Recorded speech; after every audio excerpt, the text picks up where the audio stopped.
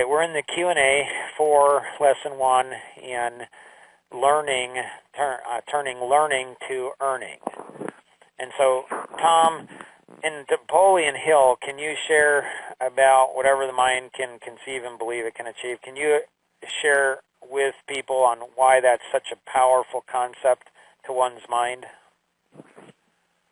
Yeah, it's just to me, it's the one thing that really sets everything apart. So once I understand and believe in something, really internalize it, then my actions change. When my actions change, then my outcome changes. And that's what we're really looking for, is the outcome. So, it was a powerful statement when I first saw it, and I've used it in my career ever since. So, in the 5 steps, let's go through those. You've gone through them before, but I think it bears repeating. And so, what if somebody doesn't think they can earn $1 million for 7 hours of work? How do they? Well, go ahead. First of all, I think you've got to start with the idea that whatever it is you're going to have or want, that you really have the capability of making it happen. So if I start with the idea of it can never happen, most likely it won't. So it's one of those things. And one of the other things I found in that Napoleon Hill statement of whatever the mind can conceive and achieve, it can't, or whatever the mind can conceive and believe it can achieve, is that it doesn't mean that you're going to have everything internally to yourself. I know there are a lot of times when I would be sitting there and listening to somebody talking, and all of a sudden something they said would trigger the missing piece that I've been looking for to fill in to whatever it was I was trying to do at the time. So it just, what it does, I think, is it opens your mind up so that there's free thought going through it that allows you to grasp the items or people or ideas that get you to the point of getting what you want. But the 5 steps are basically, first off, starting with what's the outcome you're looking for? What's the one thing that you want to achieve? And then there's a 1A and B, if you will, and that is write down what would people be saying, what would you be hearing, what would you be seeing if you actually accomplished the outcome you're looking for.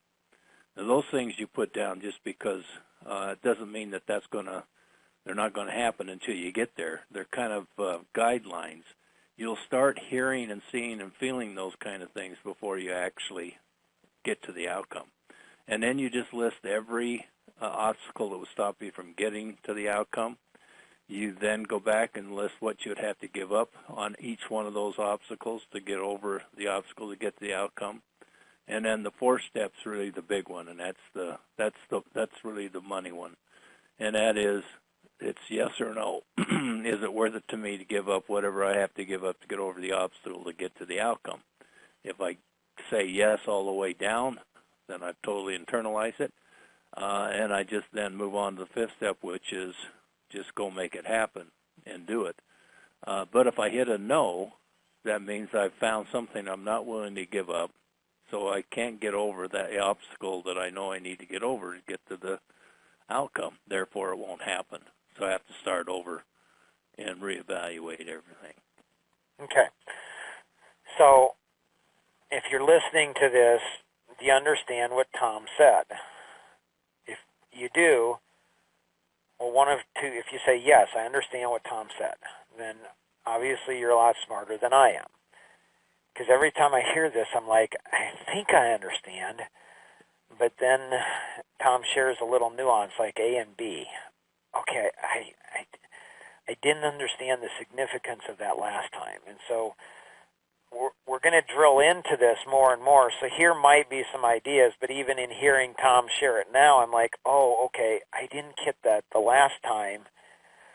I've got to go ahead and listen better. And so, turning learning into earning, determining how much money, let's say, if that's what we want to do. I mean, obviously earning more. How much money do you want to earn? So do you want to earn more money from your current job? That's a possibility. Or do you want to earn money from a company that you own? Well, that's a possibility. Do you want to earn, money on the side? Okay. Do you want to earn money part-time? Do you want to, have a goal to move your part-time earning to full-time? Do you want to create passive income streams? Do you want to start your own company, or is there something else? So you have a multiple different ways to earn money. And so go through this exercise and say, and check all that apply. You might say, I want to do A and B and C. Okay, whatever you want to do, it's whatever you want. The key is whatever the mind can conceive. That's the first part. So many people have never even conceived the concept that I could earn $1 million in 7 hours of work. So there's what's called my good news, bad news, and great news story. Nicole, have you ever heard my good news, bad news, and great news story? No, I haven't. Would you like to hear it, Nicole? I would. It's a pretty cool story, actually. And so many years ago, probably 15 years ago, Synergy went ahead and researched how much my most dollar productive time was worth, and they came up with about $5,000 an hour. Which, Nicole, when I was told that I was worth $5,000 an hour, any idea on what, my first response was? Too low? Yeah, that's exactly. It's like, well, that's good. It's a good start. Figure out how to get to $10,000 an hour. I mean, I'm a driver personality. I want more. No matter what it is, I want more. So I felt like a lab rat. They were literally looking over my shoulder and studying me. I felt very uncomfortable. But then all of a sudden, out of nowhere, they tracked me at $155,000 an hour. Any idea of my response, Tom and Nicole, to that? Not enough. First was, that's cool. Like, wow. Like $155,000. I remember when I was making $3-4 an hour. $155,000. So that's the good news of the story. Man, did that feel good. I'm like, wow. It's like, wow, Mark. That's amazing. That's so cool. The bad news of the story, it was only 2 minutes long.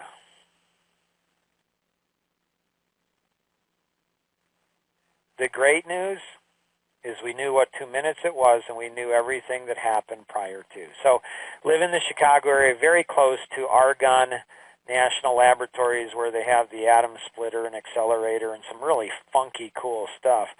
And over the years, I've lived in this area for almost 40 years now. And over the years, I've heard stories about how they discover something, but they can't reproduce it. Like, they can't reproduce the thing. It takes them 5 or 10 years. I'm like they see something, they see these atoms crashing into each other, and they're like, oh my gracious, how did that happen? Like, what happened there? And they don't know, and that's what happened, to me. Like, I'm like $155,000 an hour, but it was only 2 minutes long. Well, that doesn't do you a lot of good. Like, how do you make that happen over and over? And so a lot of times people don't recognize, like, they have this magical experience financially where they created this massive amount of money, but they don't even realize it happened. They don't realize it was a minute or 2 minutes. They don't go back in time. So most of the boss system actually came from that experience, and the deep study into it is, how do we make that happen on a consistent, predictable basis? Not only for me, but for every one of you. And so that's what we're going to get into. So how much money, how much do you want to earn over the next 12 months? And make that a wow income goal. I mean, make that something that would really excite you, something that would really motivate you, something that would really inspire you. Most people, what they don't understand is they don't understand income-wise, dimensionally, And so the first dimension, let's say, is going to be $10,000 a year. So you're working part-time or in high school or whatever. The next dimension is $25,000.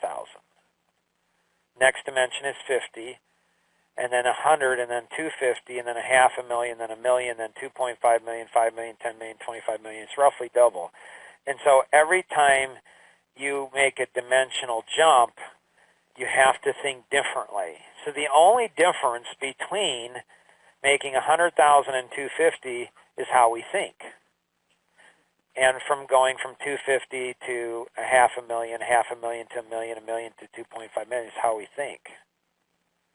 And so it's why when you ask somebody what's your WOW income goal, they'll often say 100,000 or 250 or $500,000 or $1 million or 2.5 or 5 million. Why do they do that? Because it's the next dimension. So what people don't realize is it can be easier to reach 100,000 than it is to reach 70,000. So whatever your income is, subconsciously, your subconscious is typically telling you that you can double your income. And so, but subconscious doesn't make us money. All it does is frustrate us. We're like, we should be making more money.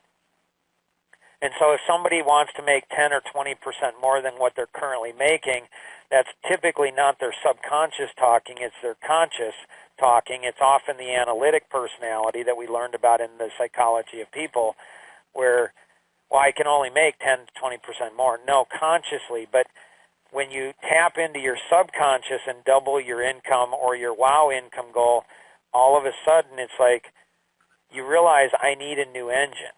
Like I need to think radically different. I mean, if I'm only going to increase my income by 100, by 10% or 20%, well, I don't need it. But like in Ford versus Ferrari, like they understood they had to radically think in a radically different way. Tom, thoughts, questions, insights on that? No, everything you said makes logical sense to me. Cool. All right, and so how many hours do you believe you need to invest to earn the above amount of money? So how much do you need to invest? How much time? So you write that down. So write both of these down. All right, so that's step one. What do you want?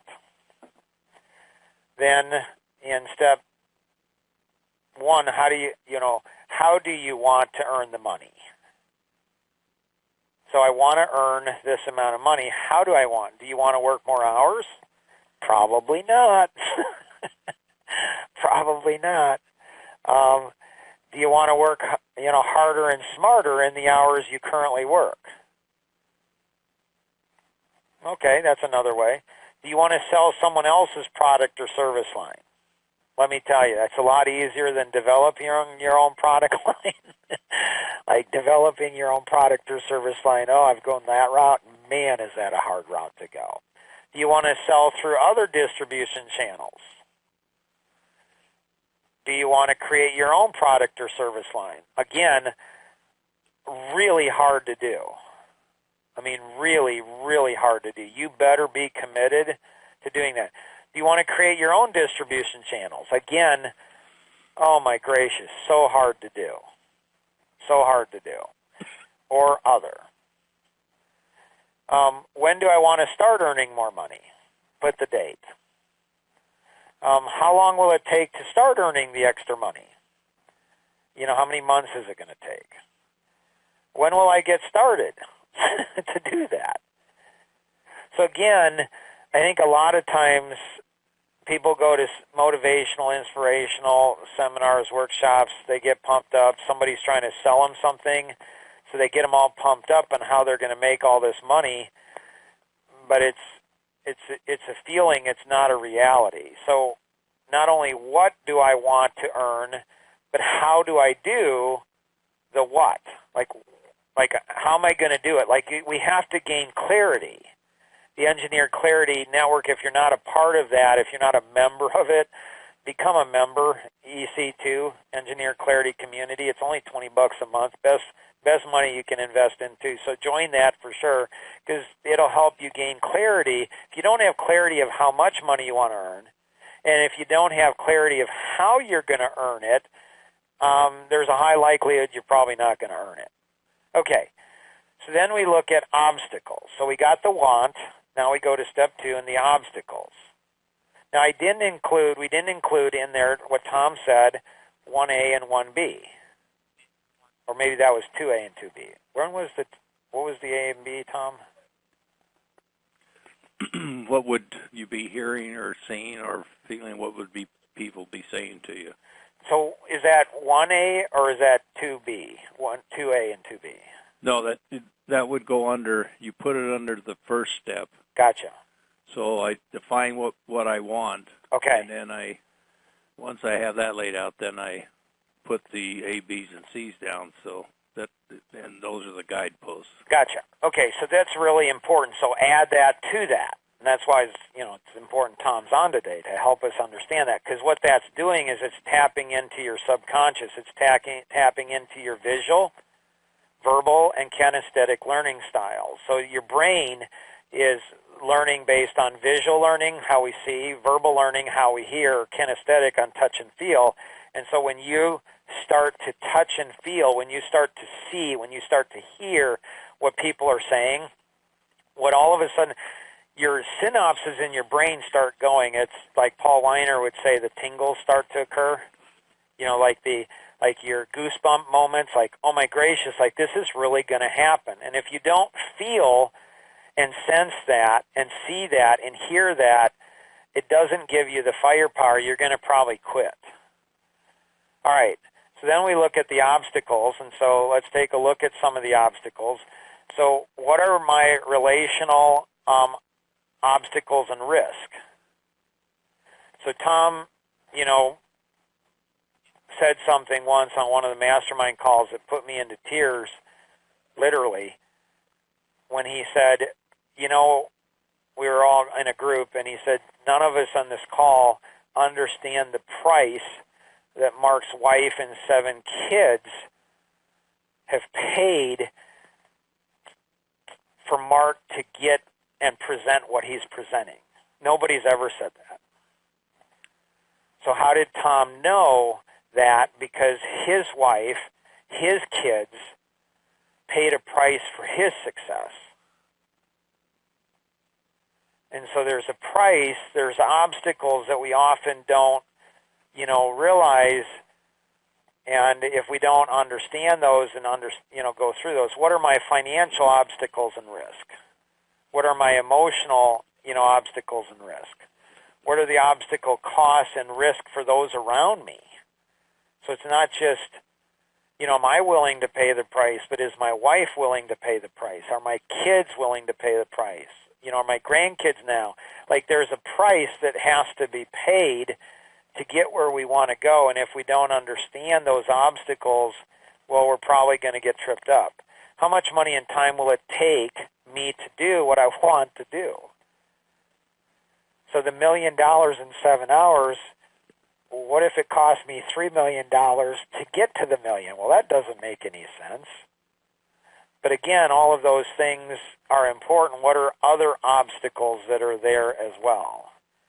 Tom, questions, thoughts, insights on this? No, I think these are all valid. Cool. And I so can't think of any additional ones. I think one of the difficulties is that as employees, which most of us started out in our life as employees making an hourly wage, I did not. So I started out delivering newspapers. I didn't get paid hourly. I got paid to deliver, the newspaper. If I could find a faster way to do it, if I hustled, then I could make more money on an hourly basis. And so most of the jobs I had were not hourly wages. So at a very young age, as a child, I learned, hey, Mark, work more efficiently, you make more money. And so most people, though, start out at an hourly wage, and so they think to make more money they have to work more hours.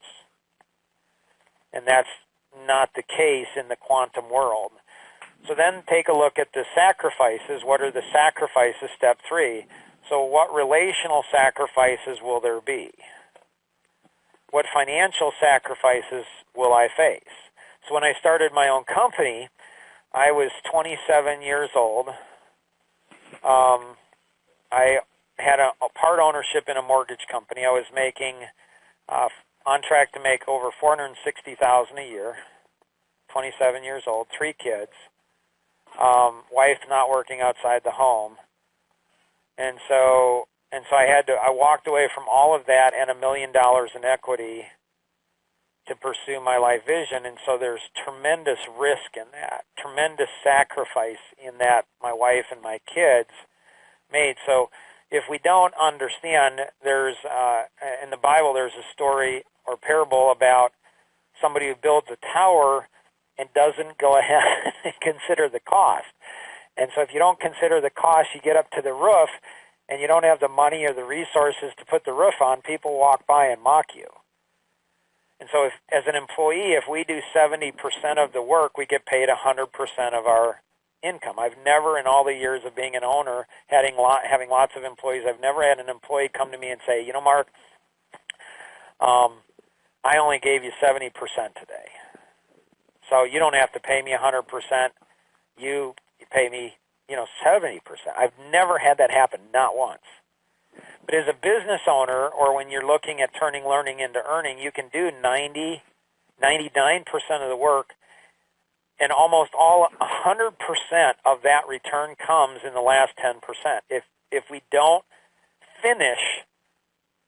totally finish it, we don't make any of the money. And most people, 97% of the people will give up because they haven't considered the obstacles, they haven't weighed the cost of the sacrifices, so they quit. What time sacrifices will I face? So I gave up golf.